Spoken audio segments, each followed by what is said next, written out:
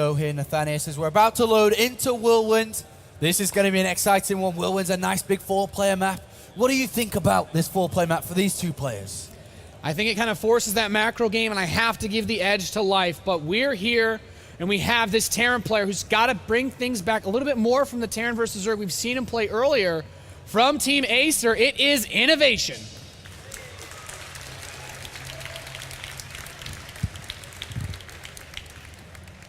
He said he made those aggressive plays because he wasn't confident, but this guy is super confident in the Southeast. The blue Zerg player. What's Terran to this guy? It is Life.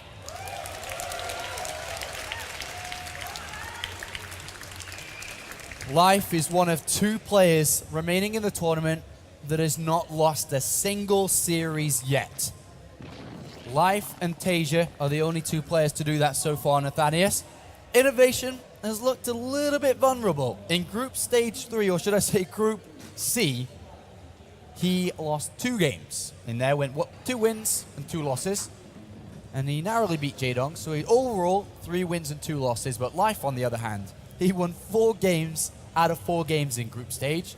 And then, of course, he went on to beat Naniwa, so 5-0 overall, compared to 3 wins and 2 losses. Quite a dominant performance from the StarTale player. Yeah, he's had a great tournament every possible way that you can really look at it. And we're even seeing him opening up with a Reaper on Whirlwind. And this is a bit unusual. You don't typically see this because Reapers are fast, sure, but the ability to scout is somewhat limited since there's not a lot of space to go from the main into the natural and vice versa. And it's kind of like the map's so big, it's hard to deal damage. Most players try to play economically. Maybe Innovation has something up his sleeve for a faster transition after the Reaper, or he's worried about Life maybe bringing some type of aggression. Well, oh dearie me, that seems to be another drone moving out, and I think we're going to be seeing a 3rd hatchery come down.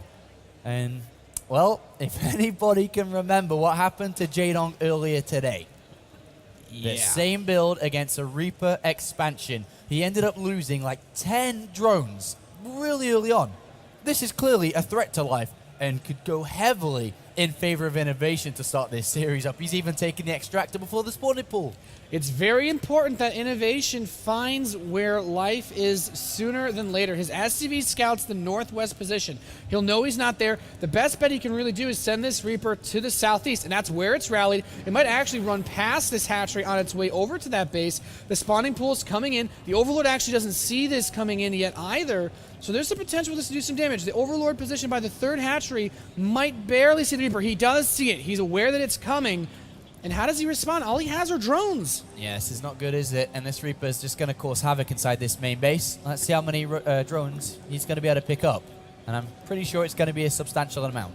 Yeah, he's got the factory, the command center on behind this. Now it's time to do something with what he has now. 2 drones softened up a little bit. He's trying to pull Dance around with him. He hasn't lost anything just yet, but he's got a little bit longer to stay here if he wants to hold us back. 1 drone looks like he'll finally pick one off. He does get that initial kill. Looking for a second. There's a couple of drones that have already been softened up a lot. 1 more hit away for just a few of these drones. He still only has that single kill, and if Life can hold on a little bit longer, he might be able to pull us back, but there another drone falls. A 3rd drone picked off. This is the strength of this Reaper when you don't have the Zerglings out that fast, but not quite as much damage as he did versus Jaedong in that earlier series. 16 to 20. Not quite the big difference that we saw previously. And now with Zerglings out and Queens about to join out too, I think this was quite as successful as it was previously as you described. So Innovation not going to get an easy lead, a big easy lead like he did against Jaedong. But he is going to follow this up with Hellions. He has a tech lab on the barracks and the starport right next to it. So it looks like he is going to go over with this Reaper. The Hellions and Banshees together, there's definitely opportunities to grab more drone kills. I really like this look from Innovation. He's kind of turning up the heat a little bit more, and playing with a lot of Hellions at the start of the game is not necessarily bad versus Life. He's a player that oftentimes will utilize not only good Zergling micro, but if you counteract that micro, he's not so likely to move into Roach-based play, which means that if Innovation can get just a couple of good shots, play very well with the Hellion control, he could, as you said, try to extend some sort of early lead after just that initial 3-drone kill. We'll find out how much damage these Hellions and Banshees are going to do. They don't necessarily need to get just drones. It can be Queens as well, especially because the Banshee is going to be able to deal out a lot of damage. The Hellions can soften up the Queens. The Banshees can come in for the kill steal. And that should be the combination that Innovation would like to be looking for. He's going to be able to do it. He's got more Hellions queued up. It looks like he wants to put the barracks onto this tech lab after the Banshee comes out, so nothing like Cloak. The Zerglings chasing the Lone Reaper that Innovation has on the map all the way back. The Hellions coming in just in time to save it.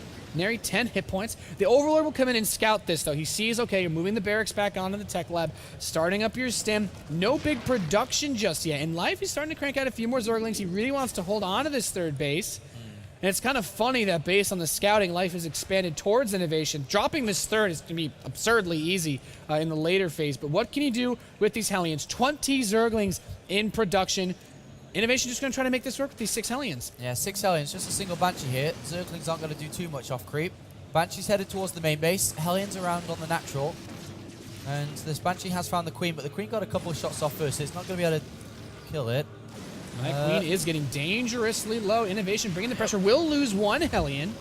That Banshee really wasn't able to do too much, though. Still no kills on it. And Innovation's pressing into that third base. The Zergling's getting a wrap around at least one of these Hellions to get picked off. The Banshee helps finish off that Queen.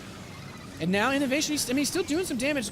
He's got his setup back at home. He's added on the third command center. Some of these trees, only you can prevent forest fires. Innovation apparently didn't get that memo. He's coming into the third base, though. The Zerglings are not in position just yet, and he's actually got a pretty low Zergling count. This prevents Life from doing anything like going for counter harass. And now that he's finally cleaning up a lot of these Hellions, a little bit of a juke move keeps Innovation alive, but there we see that control preventing Innovation from keeping any type of map control on this field. So far, Life has handled all this aggression rather well. 53 drones to 45 SCVs, but behind this Innovation's had a very strong setup when it comes to his build. He's got the extra barracks coming down, he's got the double engineering bay, and there is one thing that I always like to see, and when I'm a Zerg player at least, I like to see upgrades. I love my own upgrades, but the thing that's missing in this game is evolution chambers. And without evolution chambers, with 1-1 already being made, what I think we may see here is the Baneling Nest come down, which it is now just coming into the production tab. Roach speed being researched as that layer finishes. Baneling speed being researched when the Baneling Nest finishes. Ventral Sacs, I didn't expect that one. I wasn't going to say that. I could have sounded really smart, but I didn't. And I'll be honest, I didn't expect that. We're going to see a bigger set of attacks here from Life against Innovation.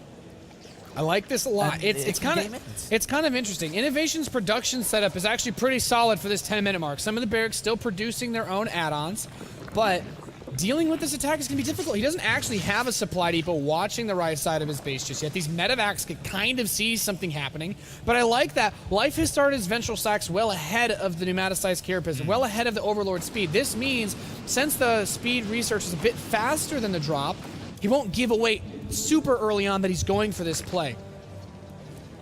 Innovation needs to spot this. It's very important for his game. He canceled it, okay. Okay, cancelling it.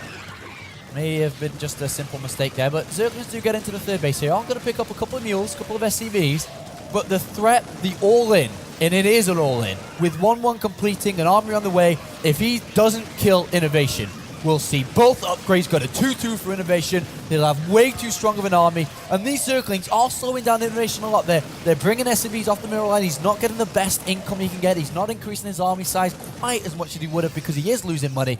But the attack is on its way. Innovation sees these roaches, and that's a lot of roaches for this part of the game. He picks up and is going to drop. That will distract Life from his main goal, which we all know is to try to kill Innovation here.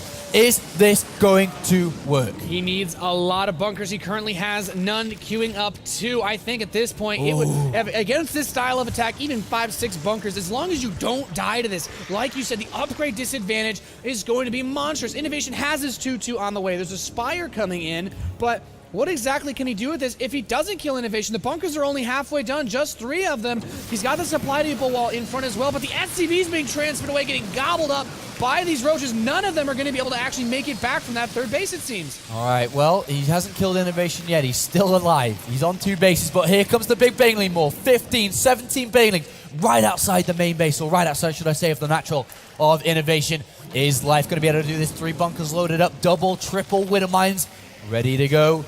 Here we go. Will Life be able to break this? He's got a lot of roaches pressing through the supply depots, getting blown apart. The SCVs coming to repair. The Baneling count getting lower and lower. Still, the 3 bunkers are alive. He needs to keep SCVs on top, repairing these. Looks like all 3 of them actually dropping below half health. He's managing to break through the defenses of Innovation. Just a few more Banelings are target fired, and he's pressing Life back. He needs the Banelings on the Marines, and he does not get those connections. Life is dying. Innovation's dying hard. He gets the drop into the 3rd base as well, doing some damage back to Life. And he's managed to hold this off, but he lost a lot of SCVs. He's killed 11 drones so far this game at the exchange of 30 of his own workers. Mutalisks, they don't matter in this game. Maybe they can get into the mineral lines, but it doesn't matter. With 2-2 about to complete from Innovation, there are no upgrades for StarTale Life. Innovation has a major advantage I'd like to look at in this game. If he can use that advantage, if he can get over there, start trading units, that's where Innovation's key to success will be. There is a Widowmine there to protect that mineral line, even though there are 2 Banelings up there to try to get towards that mineral line, towards that SCV line. But let's have a look now. Let's have a look as Innovation prepares his units. He's got all of them ready. 2-2 is about to complete. This is where we should start to see him move out. The Widowmine. Oh, nice move there by Life, actually. He does bring one of them back. Very nice catch. The Widowmine actually helps finish off some of those units, but now the mutas are starting to come out of the field. He's inside the main base of Innovation. The missile turrets weren't there in time. The Marines are coming up to try to deny this. And with what few mutas Life has, he's trying to take this game, at least even things out a little bit from that upgrade discrepancy by hurting the economy. I mean, still important to note, there's no evolution chambers, though. Exactly. So where is he even it up? Is he just trying to overwhelm his opponent with Banelings and just look for one big boom? Is that what he's really looking for here? Because without upgrades, he's never going to be able to take good fights unless he just simply has 100,000 more units than Innovation. And look at the supply difference. That's not really the case here. Mules are going to get picked off. They don't have any upgrades either. And only units are being made from Life. And soon we're going to see Innovation start to make his push. And I feel that this push is almost unstoppable with so many Widowmines. I don't really care how many bangers you have and how weak apparently Widowmines are nowadays. They're going to do damage, and they will. Watch this. This is going to be, I think, it really well and will work out well for Innovation. This could be a bloodbath. The Widowmines getting into position. The Banelings detonating on a lot of the mines. There's still some Marines, though, and all but one Baneling has been eliminated. The tanks is going to help versus the roaches, but he streams in with Zergling counterattack into the main base of Innovation. He's forcing him around, and this is a great play, saying, okay, maybe I'll lose my 3rd base, but if I can deal enough damage, shut down your production, I can hold you off. These Marines are coming out, though, with that 2-2 upgraded advantage. We said, if he can get some of them together, rally his forces, he's losing his production. He's losing his army capabilities here. Look at the supply differences. You know, the upgrades are great, but if he's not able to build any units... Those upgrades won't do too much for the non-existent army. All he really has is his 3rd base bunkered up, and Life has somehow, once again, found a way to take a lead in a game where it seemed like he was